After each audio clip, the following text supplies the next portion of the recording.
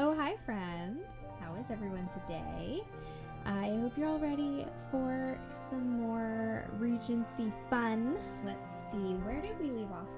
When we left off, Catherine was on a date with Mr. Ashcroft, and he suddenly became really mysterious and, made everyone go home. So he clearly has a secret. So let's see if maybe we can find out what it is in this episode. Let's see. All right, what do we have? Here we go. Gossiping Darlington. The news about Mr. Ashcroft's younger brother has spread. What will they say? Catherine, dear, a word, please. Of course, dear Mama. This sounds ominous. No, let's be nice daughters. I have received the most distressing news from Mrs. Norris concerning a certain gentleman in your company. And to whom does this pertain? Because Mrs. Norris's news is always to be trusted. Well, it is not amiss to be prudent. And how accurate is this hearsay regarding one of Mr. Ashcroft's relations? Quite accurate, all things considered. I wonder how the news got about so quickly. It is of no one's business apart from that of Mr. Ashcroft and his family. And our business too, considering how much time you spend with them. In any case, you are to minimize your associations with the Ashcrofts. It will not do if you stir any unnecessary scandal. At last, a point to which we agree. No. You really ought not to take things so seriously. No, I want to date him. You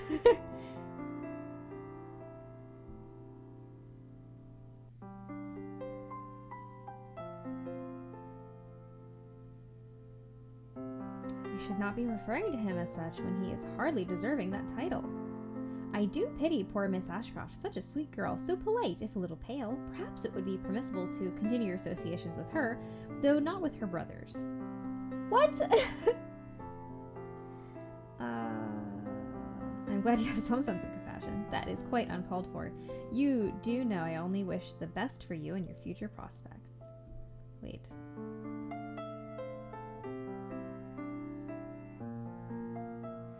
How can I be less concerned when you are not yet happily settled? Well, you're trying to ruin my chances with the only guy that I've been talking to. I do pity poor Miss Ashcroft. Oh, that we've already read that, yes. We have dawdled long enough now. Do be a dear and help Bessie with the dusting.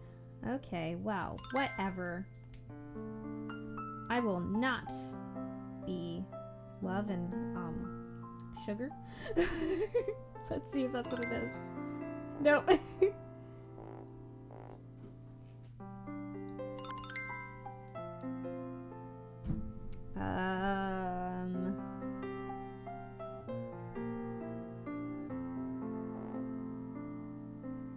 I have no idea. Wait, yes I do.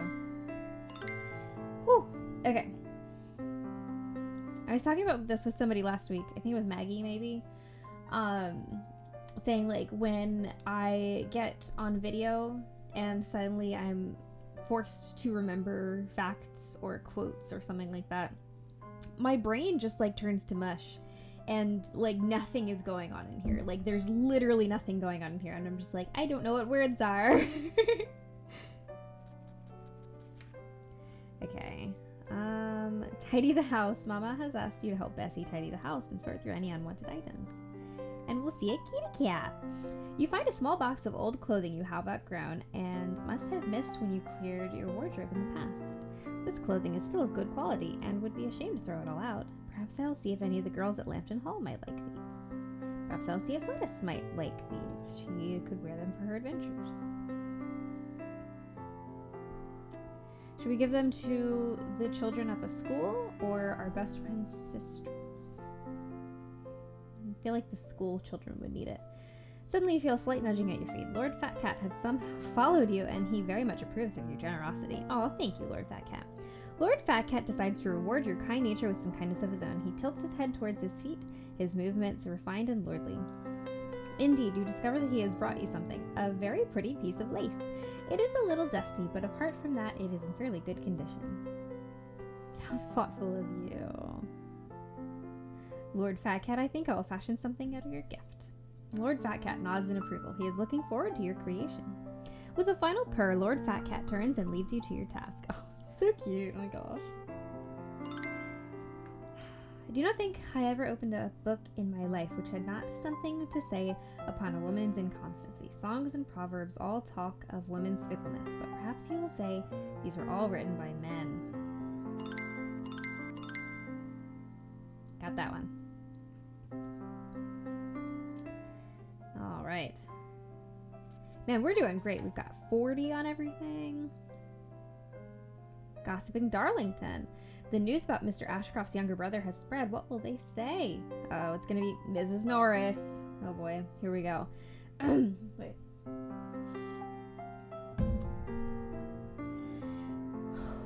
Okay, here we go. Oh, my dear Miss Fairfield, you are just the person I wish to encounter. Am I not always? Yes, yes, let us not worry about trivialities. I have discovered the most distressing news about one of your acquaintances. Oh, it does not bear thinking of, but how I must relay this to you. For the sake of your future, and even more importantly, your reputation. I'm too much when I voice her. It is so kind of you to be concerned about me thus. And intrigue, do go on. It will not do to be so nosy and interested in the business of others, my dear. Now, there is a certain gentleman with whom you have been consorting. Oh, you know the one of whom I speak. With the sickly younger sister, the poor child. Perhaps she could do with some of my guidance. Though, oh, the thought is abhorrent, for that is the scandal I do wish to avoid. Are you speaking of Mr. Ashcroft? I have no idea of whom you are referring. Oh, yes, of course you do. I can see it in your expression. You simply wish for me to appear a fool by uttering his name in public, which I shall not do. I have it on good authority, a very reliable source, though I shan't name them, for they guard their anonymity with unequaled ferocity, that the family is indeed concealing a shameful secret. I hope you're not speaking of Mr. Richard. Oh, you speak of his Christian name so easily, though I wonder if he has ever been properly christened. You mustn't subject yourself to such scandal. Oh, my dear Miss Fairfield, you must lay my anxieties to rest by reassuring me you shall cease all connections with such a family. A scandal of such magnitude will not do for your future prospects. I don't quite comprehend you, Mrs. Norris. My friendship with the Ashcrofts family is no one's business but my own. And what if Mr. Ashcroft himself is to be my future prospect? I doubt he will look down upon himself. What do you? Oh no, dearie me, no. Miss Fairfield, you mustn't. Oh, to have a base person as your brother. Miss Fairfield, you will bring shame upon us all. Oh, I simply cannot. Miss Fairfield, I'm truly lost for words. Is that never a good thing, for I am rarely without words, and now this is much of a travesty as any can ever have imagined.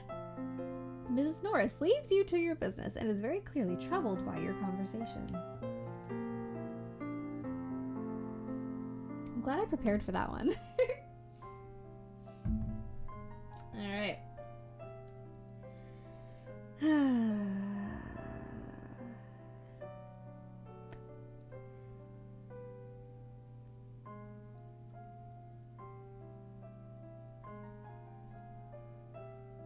Mary is curious. Mary seeks your confidence about a certain gentleman.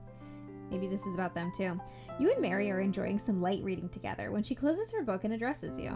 So, Catherine, when were you going to tell me the news? Oh, don't look at me like that. You know very well of what I speak. It saddens me that our town hardly utters a word about Mr. Ashcroft until there are negative things to say.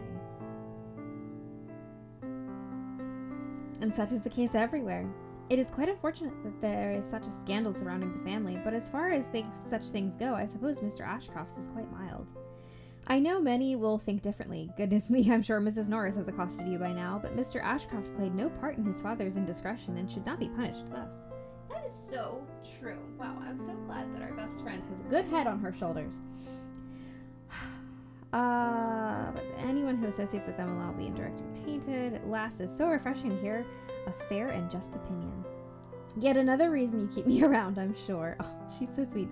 In any case, Mr. Ashcroft himself is of a decent disposition and a considerate fortune. I see no harm in maintaining our connections. Mama feels the same, though Papa still holds his reservations, though he hardly has any reasons for them. Has Mr. Ashcroft acted much differently since his half-brother's return? Oh, Catherine, do tell me you've been in their confidence. Do not care to know. Oh, no. Yes, though I admit Mr. Ashcroft has seemed a little peculiar at our last meeting. Oh, how so? We went riding last week, during which he appeared rather happy. Then, without warning, he became infinitely more solemn. How curious. Have you asked Miss Ashcroft about what may be the cause? It seems she would know. I did. She certainly has more of an idea than I do, though the poor girl seemed a little reluctant to disclose any more than necessary. Perhaps she had simply not known how to react at the time. Perhaps you should invite her for tea. She might be better prepared to speak more then. A fine idea, thank you. Yes, I have thought of that before, and now I definitely shall. And you will share your findings with me, of course. Now, I suppose I shall return to my book. What a great friend Mary is.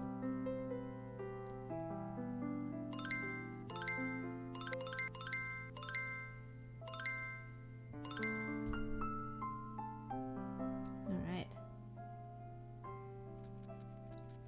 Woo. Ellie comes to visit. You heed Mary's suggestion and invite Ellie over for tea. Thank you ever so much for your invitation, dear Catherine. I am always delighted to hear from you. You must try one of these tea cakes and offer some suggestions for improvement. Yes, we are all about the sugar. You were too kind. Truth be told, I have been very much hoping to speak with you. As dearly as I love my brothers, they sometimes do tire me out a little. Goodness. I'm like tired today. Ugh. You have not been feeling unwell, I hope? I know precisely what you mean. It has also been on my mind that you may have questions about my eldest brother's ill behavior last week, for which I must apologize. After you had been barely given any time to acclimatize to Richard's arrival, no less. It's quite all right. You honestly need not to apologize so much. I admit that has been the purpose of my invitation. You seem to know the reason behind Mr. Ashcroft's sudden turn of mood, and I wish to be similarly enlightened. I suppose it wouldn't be amiss to say that my dear brother has always blamed himself for our mother's death and for my weak constitution. Our father has always been selfish and irresponsible, or so I've been told. He passed away months before my birth. But dear Marcus had turned 15 by then, and he remembers enough for the both of us. Wait a second, hold on. Okay, so this man went and fathered 2 children and then immediately died. Okay.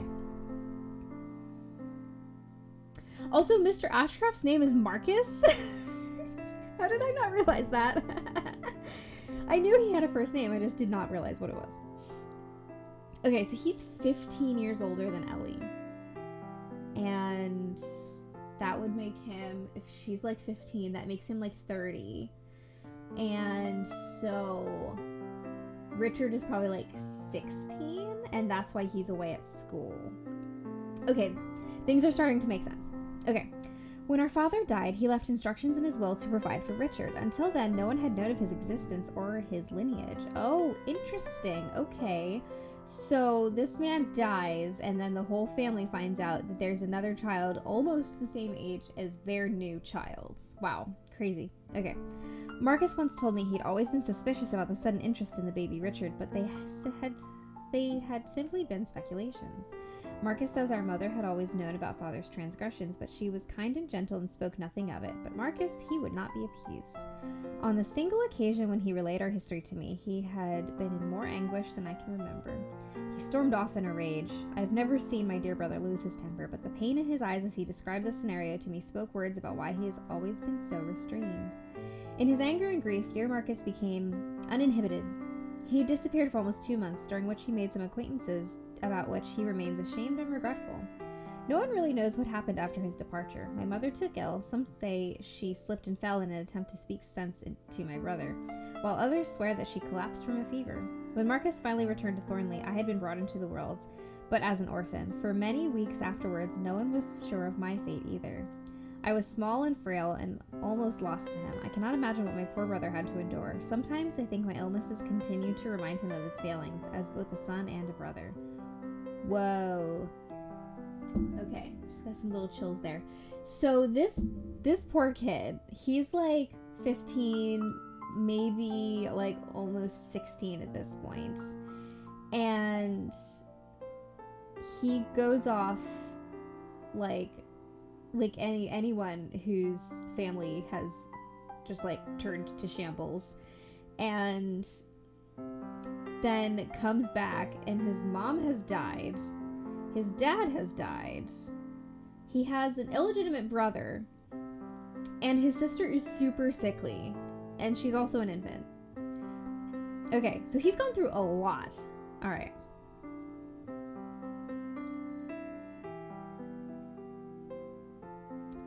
I survived, but it was barely any consolation. Dear Marcus had lost both parents and gained a half-brother. I think he took it upon himself to be responsible for us both, perhaps to atone for his past crimes. To this very day, he puts the needs of his siblings above his own. He hardly allows himself to seek joy, and on the rare occasions when he is uplifted, he sobers at the memory of what his past indulgences had caused. And he had truly been happy riding with you, dear Catherine. There would be no reason for the strength of his guilt and his reaction if he had not been so overwhelmed by delight. Okay, so he had to raise his siblings, being only 15 years older than them. And he's so guilty that he, like, doesn't allow himself fun. What did we get ourselves into? But also, I feel so bad for him. Okay, I am truly sorry to know that Mr. Ashcroft has suffered so much. Thank you for trusting me enough to share this with me. I had never intended to cause such painful memories to resurface for that, and for that I hope you'll both forgive me. Oh no, do not say that. Neither of us blames you for what is clearly not your fault. I just wish to see my brother happy. He has done so much for me, for Richard, for our family, that surely it is now time for us to do something for him. There might be something I could do, if given the chance to speak to him. Perhaps if it's not too prudent of me, do you suppose I could have the chance to speak to him alone? I think he would like that, and I think it would do him a great deal of good to find confidence in someone other than Richard or myself. Do you suppose you could convince Mr. Ashcroft to embark on another horseback outing again? I would very much like to go riding with Mr. Ashcroft again. Do you think you might be open to the suggestion? I will see that I can do. So both of those were like the exact same choice. We just couldn't get past it. Oh, Catherine, it is so good to talk to you about such matters of the heart. Thank you for being so patient and understanding, for being such a wonderful friend. Do not thank me yet. Before I can talk some sense into your brother, he needs to be reminded that the past lies solidly in the past. It is not so difficult as you make it out to be. I care for you and your family, dear Ellie, and the rest simply follows. I feel rather relieved. Now that we have had our conversation, I think my appetite might even be returning. My relief matches yours, dear Ellie. That is very good to hear. Do help yourself to some of these tea cakes. You will not ask me what is the point of blank. You are determined, I see, to have no curiosity. You are wise, but I cannot be wise, Emma. I must tell you what you will not ask, though I may wish it unsaid the next moment. I don't remember what this word is. There we go. Envy. Awesome. Okay. Let's see if we can talk to... Oh, here we go. Mr. Ashcroft's explanation? You received a letter from Mr. Ashcroft. An explanation for his behavior, perhaps? Let's read. Dear Miss Fairfield, I hope this letter finds you in good health. Ellie has mentioned that you looked well when she visited earlier this week, and I am pleased to hear it. Do allow me to apologize for my appalling behavior when we last spoke. I confess that my thoughts had taken a sudden turn due to matters wholly unrelated to yourself, and it was utterly unacceptable to have forgotten my manners. If you would be so kind as to oblige me, I would be very much honored if you would accompany me for another trip to Rowan's Edge next week. There is much of the countryside I wish to show you, should you wish to indulge me. I shall eagerly await your reply. Until then, I remain your faithful servant, Marcus Ashcroft. I'm so glad we finally know his first name. Oh, it is only a novel, right? That's what this one is. What am I missing? V. There we go.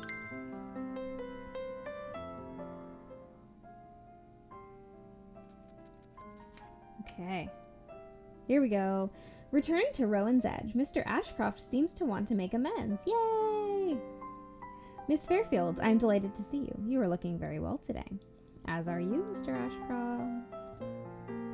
Mr. Ashcroft shifts slightly and glances down as if uncertain to say what next. To say what next? What to say next?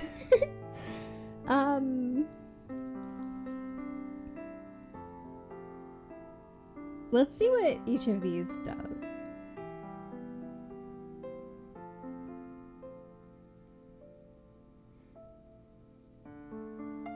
Okay, let's do that one actually. And how are Ellie and Richard faring? I hope they are both well. Yes, indeed, thank you. I believe they are having their own adventure by the meadows at present. I have prepared the spare carriage if you do not wish to ride the entire distance. I think we shall both manage. Thank you for your consideration, Mr. Ashcroft, but I do believe you should remain an honest gentleman by allowing us to go riding as proposed. Of course, to Oliver. Oliver, if you would be so kind as to bring Atlas and Zephyr, please. Oliver arrives with the horses, along with a mounting block for you. Use the mounting block without question. Glance at Mr. Ashcroft while mounting. What? You catch Mr. Ashcroft's eye, and he looks away, busying himself with his own horse. There is a spot of color in his cheeks. When you are both settled, Mr. Ashcroft nudges his horse and begins to lead the way. Points. To flatter and follow others without being blank, and following in turn is but a state of half enjoyment.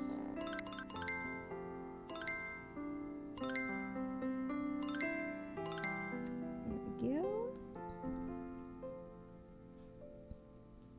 You follow Mr. Ashcroft's lead on the well-worn road, enjoying the easy canter.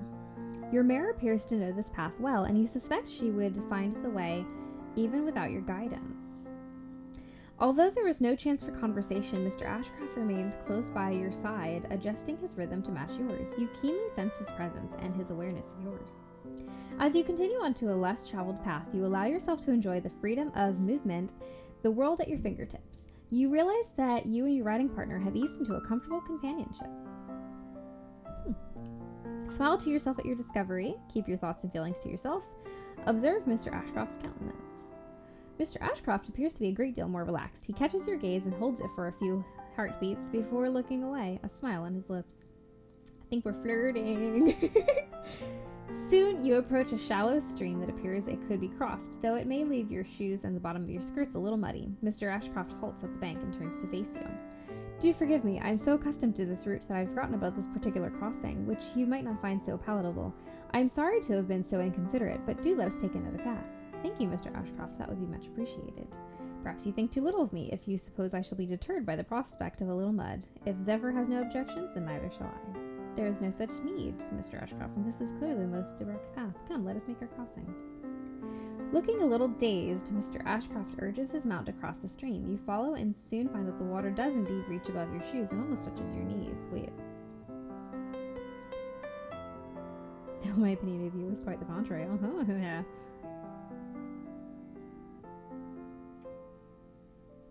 Wait, let's just see where this goes.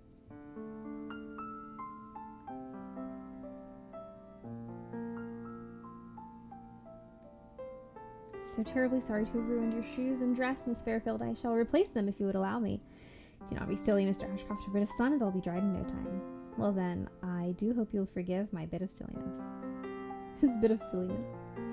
Let us continue on then. There is not much further to go. You ride on a while longer in companionable silence until you reach your destination. Man, I feel like her mom is going to give her grief about that later, but whatever. She felt that she could so much more depend on the sincerity of those who sometimes looked or said a careless or hasty thing than of those whose presence of mind never varied, whose tongue never slipped.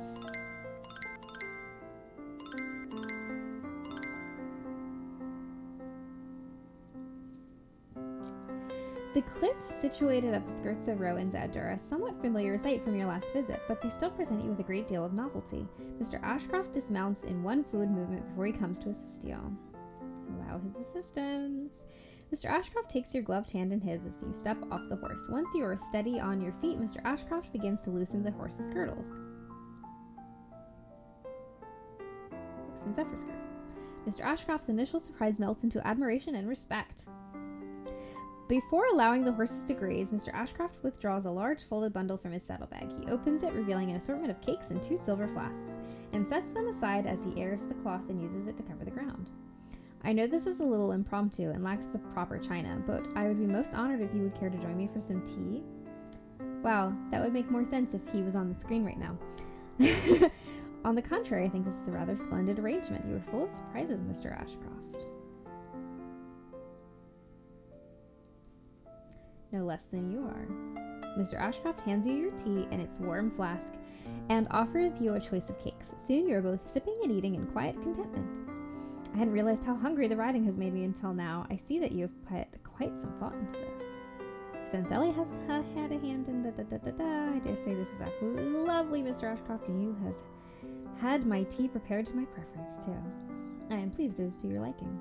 This particular part of the country is so lovely, it is a shame I cannot enjoy it as much as I would like. I feel I must thank you for allowing me such an opportunity. It is a beautiful place, and I am very grateful you have decided to share it with me. In that case, do feel free to recruit me again, should you require further opportunities. Yes, the view is quite admirable, particularly from my vantage. Coloring slightly. It's so cute. Okay, I may need to contest you on those grounds, for mine is incomparable. I suppose this place has been my haven for some time, quite a necessity when one has raised 2 rather strong-willed siblings. And you have done an excellent job, Mr. Ashcroft. Both Ellie and Mr. Richard have become fine and respectable. I suppose they're just as strong-willed as their little brother. I think I would lose myself here for hours if given the chance. It's so vast yet intimate. Wait. I don't know what to say. You are more than welcome to lose yourself for as long as you please, Miss Fairfield. Interesting.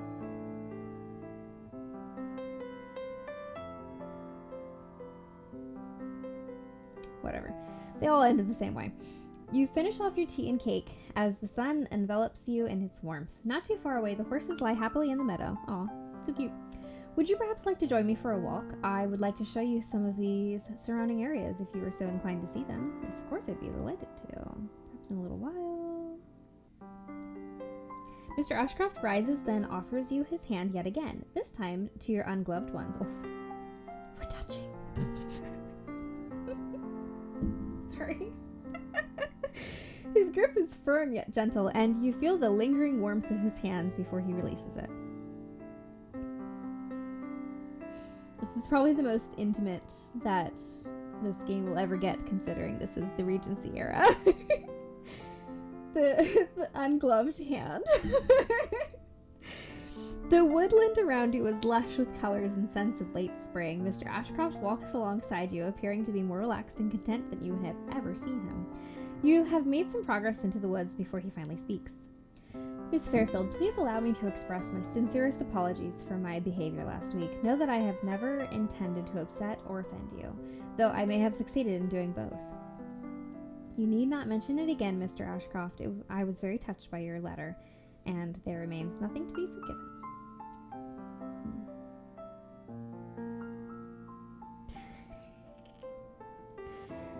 No. Let's do the first one.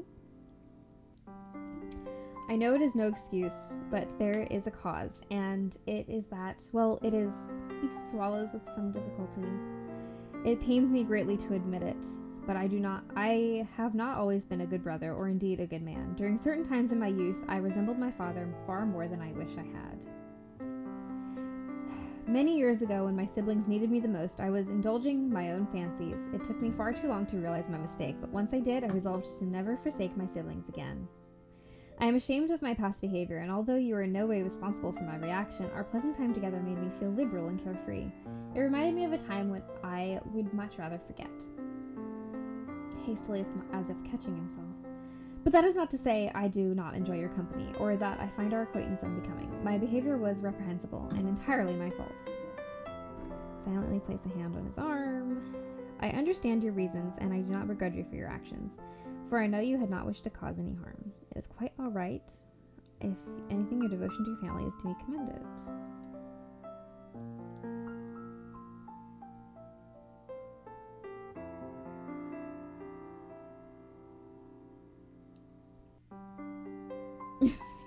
Hang on. So I chose to silently place a hand on his arm, and it says that Mr. Ashcroft tenses at first, but then lifts his gaze to meet yours. For a moment, his expression is unreadable, his eyes darkening into the depths of an ocean. The person who wrote this, they were writing themselves a novel, and they were having some fun. With his lips curved into his small, hesitant smile, Mr. Ashcroft gives you a single nod. Would you like to head back, or shall we press on? A little anxiously. I'm afraid you may be getting tired. I'm not as fragile as you continue to make me out to be, Mr. Ashcroft. In some ways, my father has raised me like a son, taking me outdoors until I've become taken with it. As much as I had blood, no, I think I shall survive for the time being, though if I suddenly become overwhelmed by exhaustion, I suppose you'll be charged with carrying me back. I suppose that would be the gentlemanlike thing to do. You explore the woods at length, gradually learning about the terrain, as Mr. Ashcroft recalls a handful of anecdotes. A fair while later, Mr. Ashcroft admits his own tiredness, and you begin to head back. Miss Fairfield, forgive me for my lack of foresight, but would you like to join us for dinner? Yeah. Thank you, Mr. Ashcroft. I would love to. I am very much looking forward to seeing Ellie, too. I suspect the feeling is rather mutual. This way, Miss Fairfield. You enjoy a quiet dinner with Mr. and Miss Ashcroft. Both the food and company are delightful, but you are a little weary from the day's activities. Miss Fairfield, I am sorry to have kept you so late. You must be exhausted. Come, let us get you home. Oliver will see to it that you will arrive safely. Man, Oliver is the true hero of this story.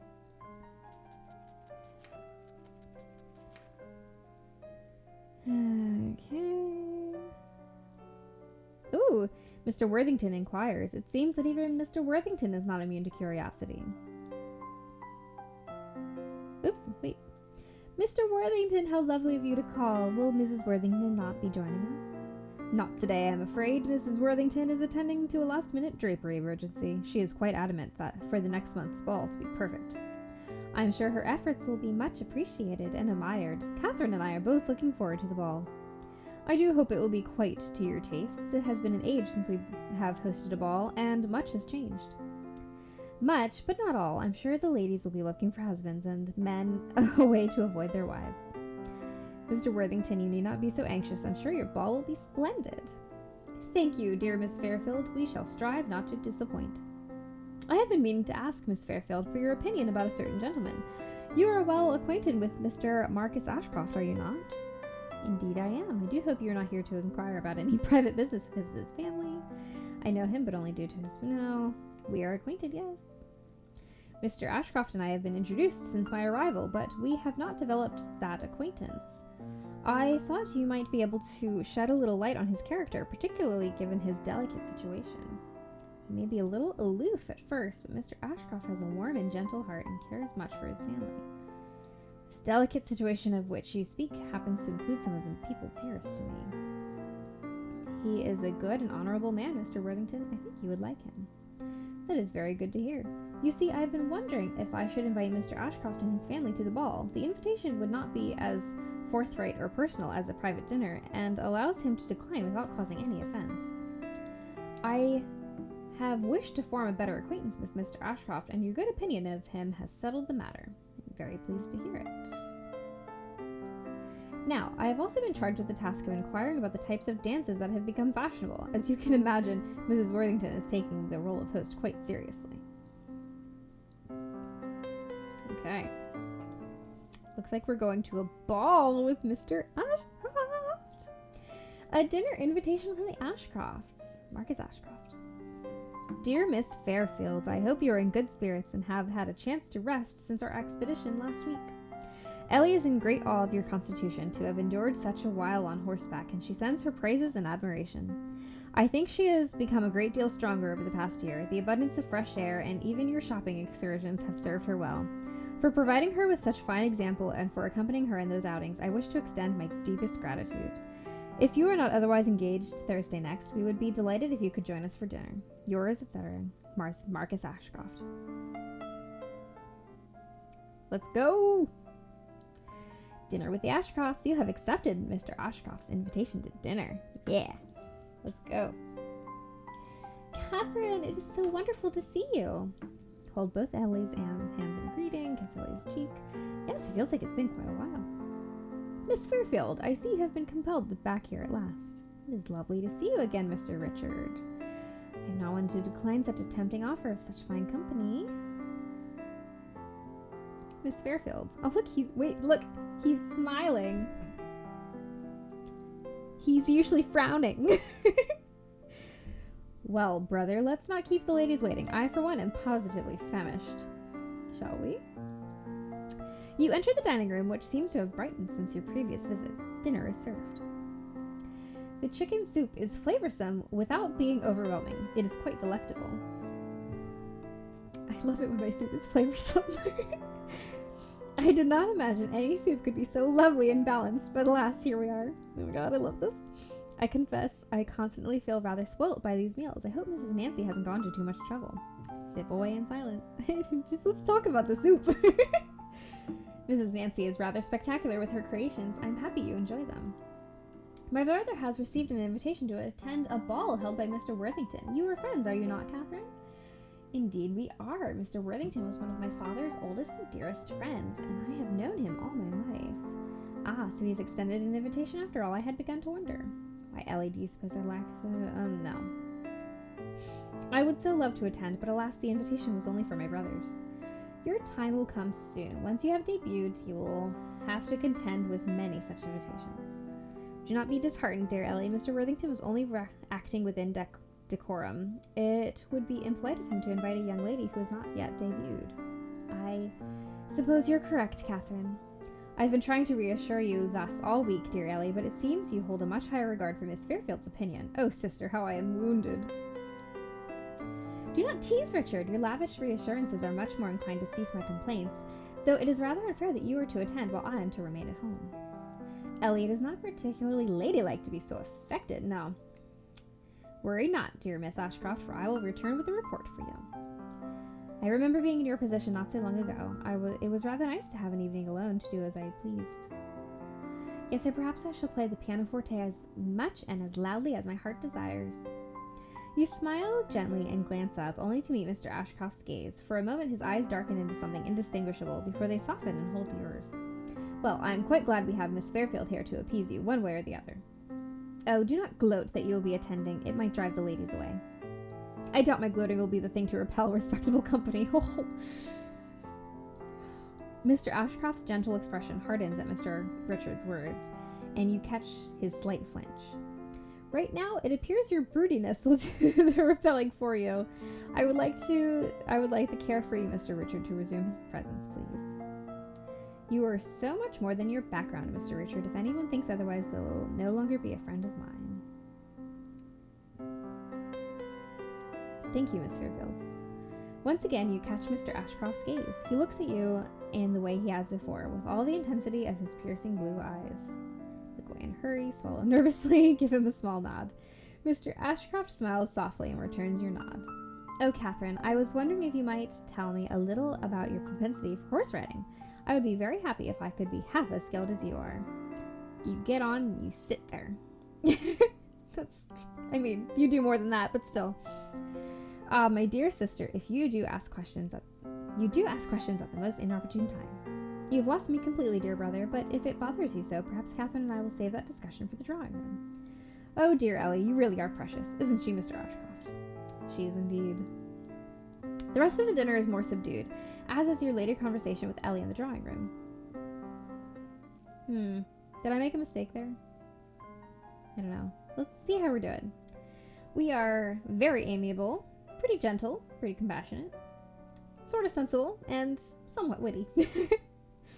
Lovely. Okay, where else can we go?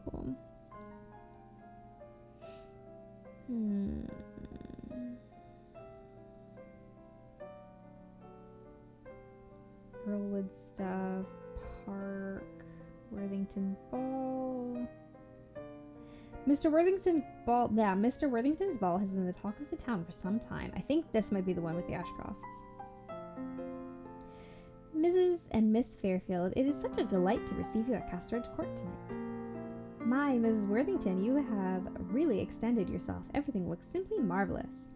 Oh, I am not to take all the credit. I had a great deal of help and a very accommodating husband. Granted, I had quite forgotten the thrill of hosting a ball.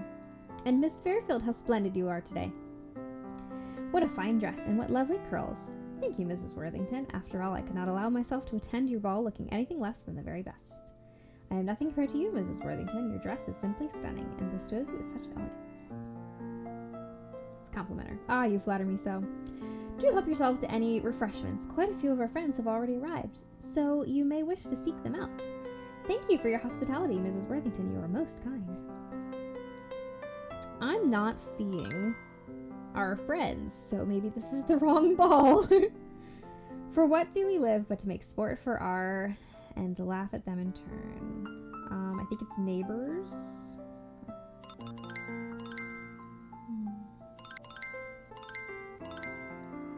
I'm missing. Oh, you. That's right. Because this is the UK. Hello, Catherine. Catherine. Oh, Catherine. Hello. Many Catherines. Okay, they just really want me to talk to Mr. Curtis, who is not my person. Miss Fairfield, a pleasure. I doubt it. Perhaps accompanying your words with a smile would perhaps make them more believable. Likewise, your indifference simply makes my heart soar. Well, if we are to make small talk, let us speak of the weather.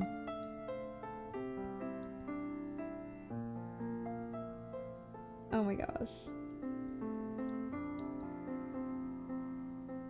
Excellent, a diversion, an opening for you to torture someone else. Oh my gosh! So like, in another world, he is one of our suitors and is awesome. We'll do his soon. I'm not sure when, but we'll do it soon. The Ashcrofts are here. The Ashcrofts are here. Okay. The other guests began to murmur amongst themselves, but Mr. Ashcroft and his younger brother appear to be impervious, though their lips are drawn tight. Mr. Worthington, on the other hand, is smiling as much as ever. Alright, wait, I missed that one. Mr. Worthington has spotted you and is making his way towards you, with his new guests not far behind. When Mr. Richard sees you, his eyes immediately brighten. Mr. Ashcroft, I believe you are already acquainted with Miss Fairfield. Oh yeah, we acquainted. we real acquainted. Sorry. Indeed we are, Miss Fairfield. No, indeed we are, Miss Fairfield. Oh, hi. Mr. Ashcroft takes and kisses your hand. You feel the heat of fingers and lips through your satin gloves. Wow, they do a lot of gloved and ungloved hand things with this Mr. Ashcroft guy. Pretty funny. Mr. Worthington, we are very grateful for your kind invitation. Not at all. We are glad you have been able to join us this evening. Mr. Ashcroft, if you might be kind enough to introduce this lovely young gentleman. Certainly, Mr. Worthington. This is my brother, Richard Ashcroft. How do you do, Mr. Richard? Mr. Worthington, it is a pleasure to meet you at last. Master Anderson has spoken highly of you. Ah, old Anderson, how has he been? Goodness, to think you are one of his pupils. I dare say I had detected an Oxfordian air about you, Mr. Richard. Master Anderson is perhaps the most enthusiastic of the masters, though he would be the last to admit it. It seems not much has changed then. Come, do tell me more about Anderson. I should like to visit him soon. Mr. Worthington and Mr. Richard become engaged in a lively conversation. Your father's friend is very accommodating. You seem surprised and a little relieved. We are not all so judgmental as you might believe, Mr. Ashcroft. He is my friend too, and he could very well be yours. Yes, perhaps. I am glad to have accepted the invitation. Mr. Ashcroft's attention seems to remain fixed on Mr. Richard and Mr. Worthington. Their laughter is only slightly audible through the chatter that has resumed around you. Mr. Ashcroft. I almost put Mr. Richard and Mr. Ashcroft together, and it was going to be Mr. Ratchcroft. Anyway, Mr. Ashcroft, you need not appear so anxious. He'll be fine. My Mr. Ashcroft, have you come to attend a ball in the capacity as a chaperone? If you are to watch over your poor brother all evening, then perhaps I am to find some more suitable company. I apologize, Miss Fairfield. You must think me a foolish, overprotective brother. I do not think that, though your siblings may on occasion. You should not care so much about what I think. No, Wait.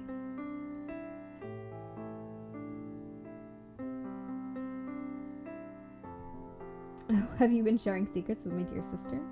But how terrible of me to have neglected you. Miss Fairfield, you are quite beautiful. Oh, thank you. Thank you. I admit to have partaken in vanity tonight. You had almost missed your opportunity to pay such a compliment, but alas, you have made it just in time. Should we say that? Oh my gosh. Yes, I am quite glad to have attended this evening. Come, Miss Fairfield, I would be delighted if you might introduce me to your friends. Is that it?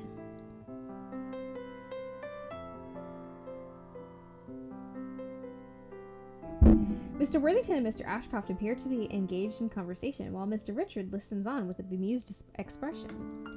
Yes, I do enjoy the occasional hunt, though I am not particularly skilled in horsemanship. Skill is not the essential factor, else I wouldn't find much enjoyment in hunting either. Surely you are being modest. Mr. Richard, you must be aware of your brother's riding habits. Does he have as bad a seat as he claims? Ah, I do not think it would be wise to answer, as Mr. Ashcroft prefers to remain humble. A fair response. You are joined by Colonel Watson, who bows to you in greeting and shakes the other gentleman's hands. Mr. Ashcroft, I had hoped to see you here tonight. It has been a while since we last met. London, a few years ago, if I remember correctly. Yes, indeed. I hope you will allow me to introduce you to my brother, Richard. Mr. Richard Ashcroft, how do you do? It is a pleasure to meet you, Colonel. I have heard that the regiment occasionally passes by, but I believe most of them have left. Quite right. I have remained to attend some personal business. I grew up not far from Darlington, so I do spend a fair deal of time in the country. And how about yourself? Are you at university? I hate that I know who's speaking, but the same man is standing there the whole time. This is supposed to be Mr. Richard talking with Colonel Watson, so this is Mr. Richard talking right now. Yes, I have another year or so at Oxford, an incredibly dull one, I'm sure. Perhaps we should allow the Colonel and the boy to chat. Mr. Ashcroft, do tell me more about your preferred hunting locations. Mr. Ashcroft glances at you apologetically, then resumes his conversation with Mr. Worthington.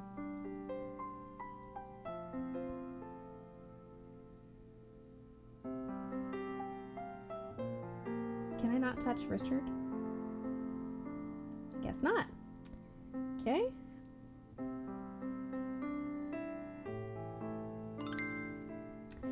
A hideous metamorphosis of the bosom has been affected by means of invented stays or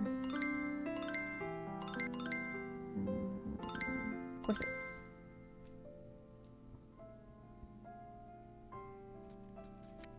I was hoping that we would be able to like dance with him or something. Oops. I don't want that. Okay. Let's see. A small token of gratitude. You have received something from Mr. Ashcroft. Dear Miss Fairfield, thank you for your delightful company at Mr. Worthington's ball last week. I confess I had not expected to enjoy myself as much as I had, and I owe you much of that to you. Richard cannot stop speaking about the ball, and even Ellie has been delighting in his tales. I am happy to see she has become more curious and a little less averse to entering society. I have enclosed something with this letter, which may be a little forward of me, but I hope you will accept regardless.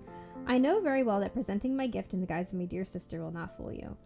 But Ellie did provide her assistance in its design, and credit should be given where it is due. Yours, etc., Marcus Ashcroft. What is it?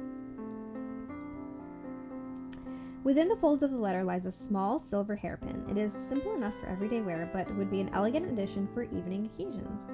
You fold away the letter and place both Mr. Ashcroft's words and gift securely in your pocket. Oh, that's so sweet.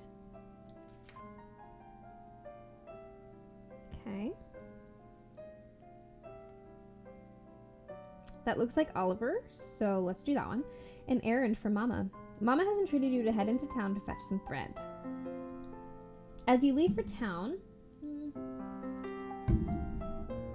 you are met with Oliver, who appears to be bearing something. His usual jovial expression is grim. Miss Fairfield, I am sorry to disturb you, but I have an urgent letter here from Miss Ashcroft. Oh boy. Dear Catherine, I write this in haste. Please come to Thornley. My brothers are having a terrible row, and I do not know what to do. I know not what to do.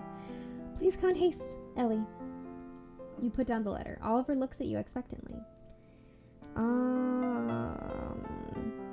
Oliver, please take me to Thornley at once. Visibly relieved. Oh, good. Thank you, Miss Fairfield. Please, we must hurry.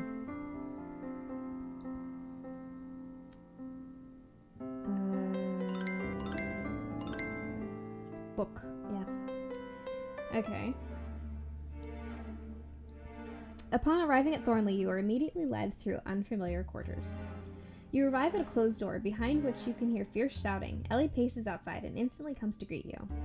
Oh, thank you so much for coming, Miss Fairfield. I simply did not know what else to do. My brothers have never exchanged such words before, and I hold Ellie's hands. Try to remain calm, my poor dear. It would not do for you to fall ill. She's not going to fall ill for worrying about her brother's argument. You must keep yourself together. Take slow, deep breaths. Whatever the situation, I'm sure a solution can be found. The voices behind the door continue to rise, though you still cannot make out any distinct words. Ellie, I wish to be of assistance, but I cannot fathom the current situation. If you're ready, please tell me what's going on. Shakily. Yesterday, Richard informed my elder brother that he wishes to join the army. My elder brother forbade him, and they did not speak to each other for the rest of the evening. This morning, my elder brother discovered Richard has undergone the necessary preparations to leave. My elder brother was furious, and they have been shouting to each other in his study since. Okay. Catherine, would you please help? I do not know what to do. What's wrong with him joining the army? It's his life. Of course, my dear, I confess I do not know how to handle such a situation, but I will try. Must talk sense into one of them, or both if need be. Come, we shall enter the battlefield, but we shall not be afraid. Okay, let's go. Yes, you are correct. Thank you, Catherine. You nod to the nearby footman, who opens the study door. The shouting becomes distinctively louder. You and Miss Ashcroft enter together. And you will just leave your studies and your prospective future for the promised glory that won't deliver? My future? You may have given me a gentleman's upbringing, but I will always be known as a gentleman's bastard. I have no respectable future in society, as you very well know. Do not play as the wounded, self-pitying boy with me. If you have not been treated with respect, then that is due to your behavior, not your background. So now you will attack my behavior, too much like a bastard's for you to handle? You are not a bastard in anyone's eyes but your own. You are my brother, whom I have loved and clothed and fed, and whom I forbid from joining the army. Then perhaps I'd rather be a proper penniless bastard than your brother. Silence follows Mr. Richard's words, and Mr. Ashcroft takes a step back as if stunned. For the first time since you and Ellie have entered the study, Mr. Richard notices your presence. It seems I have offended Mr. Ashcroft and distressed Miss Ashcroft. As for Miss Fairfield, I know not why she is here. Mr. Richard gives you a hard look and leaves the study. After a brief moment, Miss Ashcroft turns to follow him, her footsteps heavy. Mr. Ashcroft remains hunched over his desk, head lowered. His breathing is shallow and erratic, his entire body taut with tension. Before you have a chance to speak, Mr. Ashcroft raises his head and pins you with his piercing blue eyes. His expression is hard and unforgiving. Richard is correct about one thing. You have no business in our family affairs, and I would ask you to leave immediately. Oh boy, we may have made a mistake. You are being unreasonable, Mr. Ashcroft. If you could only calm down a little and think this through. It is your sister who called for my assistance. Her distress has made it my business, as is my concern for you and your brother. Care not, go. Oh.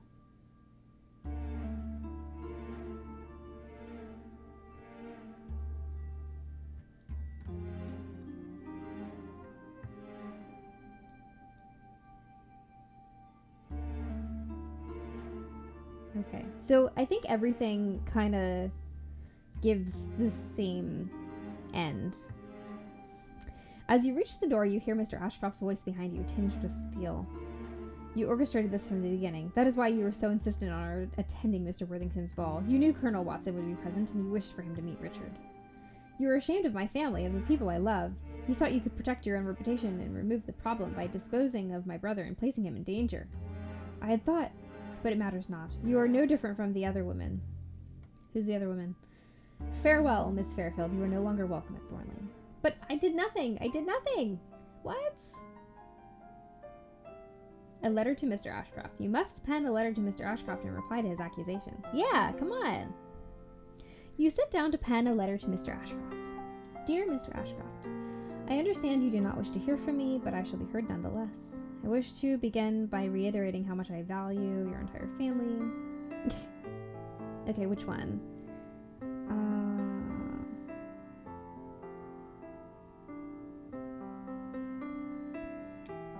First, I wish to address the accusations you have made against me. You're very much mistaken in my intentions. I have never harbored any ill will for either of your siblings. As for your brother, I understand your affection and concern for him, but is it not time to also respect him by allowing him to make his own decisions? I had no intention to meddle, but now that I have become involved, you must understand that Mr. Richard... Okay. I do not believe you have the right to dictate this life. Oh, gosh.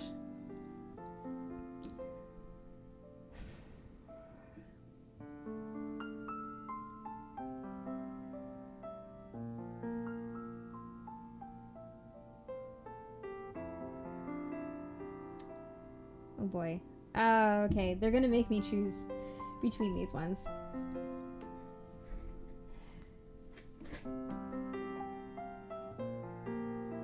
And dear Ellie has been thoroughly distressed by your behavior. You cannot claim to love her and then proceed to hurt her.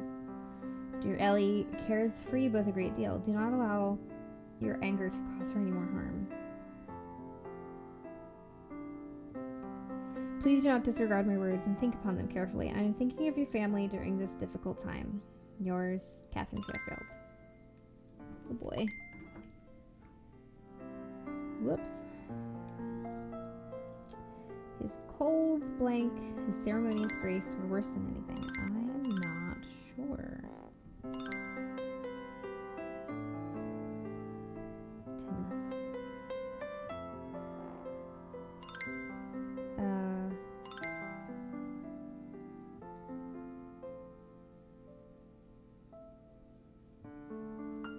What is this word?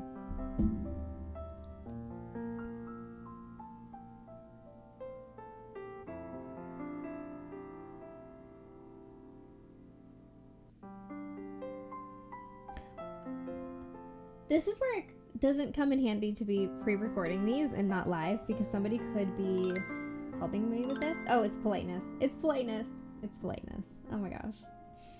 Remember what I said about my brain just like leaving my head when I do these? Okay. Oh, here we go. News from Ellie. You received a short letter from Ellie. Dear Catherine, I am terribly sorry to bother you again. My elder brother was extremely quiet after he received your letter, and he asked me to cease all contact with you. Oh, shiz! I was able to respect his wishes until this morning, when we discovered Richard had disappeared, with hardly more than a brief note of farewell. I am at an utter loss.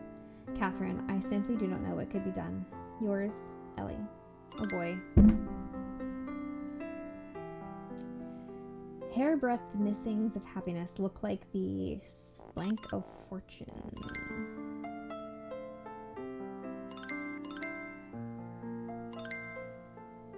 Here we go. Insults.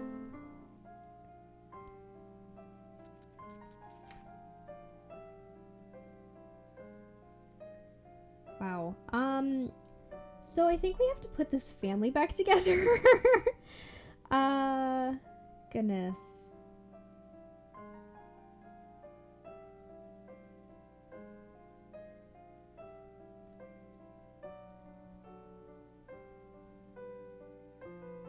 Perhaps it is time to approach Mr. Worthington for his assistance. Alright, this will be the last thing we do, and then we will break for the next week. Miss Fairfield, what a surprise! You seem distressed, my dear. Forgive me for calling on you so rudely, but there is an urgent matter with which I require your assistance. I am, but I must put aside my own distress if I wish to be of use to 3 other people. My goodness, what is the matter? It concerns Mr. Richard Ashcroft and his family. Yes, I remember the boy. Vivacious and curious. There has been talk of his illegitimacy, but he has had all of a gentleman's upbringing, and such things hardly matter. I apologize to be so blunt, but it appears Colonel Watson has seduced Mr. Richard into abandoning his family and joining the army. I require details of the colonel's whereabouts. After speaking to Colonel Watson, Mr. Richard decided to join the army, much to the disapproval of Mr. Ashcroft. Now Mr. Richard is nowhere to be found. Miss Fairfield, are you certain you wish to be involved in such a delicate family matter? I am. Mr. Worthington, Mr. Ashcroft, and his siblings mean a great deal to me. I cannot be certain about my involvement, but I do believe speaking to Mr. Richard is the right thing to do. Very well. Colonel Watson is currently residing in Birkenbridge, one of his country houses. I do believe he's leaving Hertfordshire in the next week or so, although he never mentioned taking any recruits. Thank you, Mr. Worthington. You have been most helpful. I must pay him a visit immediately. I appreciate your assistance, Mr. Remington. Be careful, my dear. You are entering a realm for which you may not be entirely prepared. Woo! Okay, well, that's where we end it. Entering a realm we are not entirely prepared for. Okay, so that is today's episode. So bye. No, I'm kidding. Okay, so let's see. So next week we need to find out what's going on. We need to find Mr. Richard. We need to put the Ashcroft family back together, and we need to make sure that Marcus Ashcroft forgives us, understands that we had literally nothing to do with this, and loves us again, because come on, we were like this close. we were close. Okay, whoops. Anyway, I definitely just accidentally ended my video, so my bad. Okay, anyway, so thank you all for joining me. And I hope to see you next week when we try to put the Ashcroft family back together. And yeah, I hope you guys have a great week. Bye!